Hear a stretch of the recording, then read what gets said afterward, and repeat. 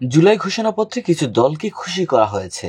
তাছাড়া আওয়ামী বয়ান দিয়ে ঘোষণাপত্র শুরু করে ২৪কে খাটো করা হয়েছে বলে মন্তব্য করেছেন বাংলাদেশ এবি পার্টির সাধারণ সম্পাদক ব্যারিস্টার আসাদুজ্জামান ভূঁইয়া ফুয়াদ।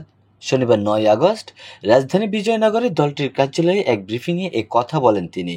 সংস্কার প্রসঙ্গে তিনি বলেন, ঐক্যমত্য হওয়া বিষয়গুলো এখনই বাস্তবায়ন করার প্রয়োজন। সংবিধানের ৭-এর ক অনুচ্ছেদ অনুযায়ী আমরা যারা ঐক্যমত্য কমিশনে বসি তারা সবাই রাষ্ট্রদ্রোহী। জুলাই সনদকে আইনিভাবে বাস্তবায়ন করতে হবে। সকল দলের সাথে আলোচনা করে প্রোক্লামেশন জারি করতে হবে, অন্যথায় অনেক নেতাকেই ফাঁসির মঞ্চে যেতে হবে। নির্বাচন নিয়ে এবি পার্টির এই নেতা বলেন, নির্বাচন কমিশন ভালো একটি নির্বাচন করতে পারবে কিনা তা নিয়ে আমার সন্দেহ রয়েছে। কমিশন যে গতিতে আগাচ্ছে তাতে আমরা সন্তুষ্ট নই।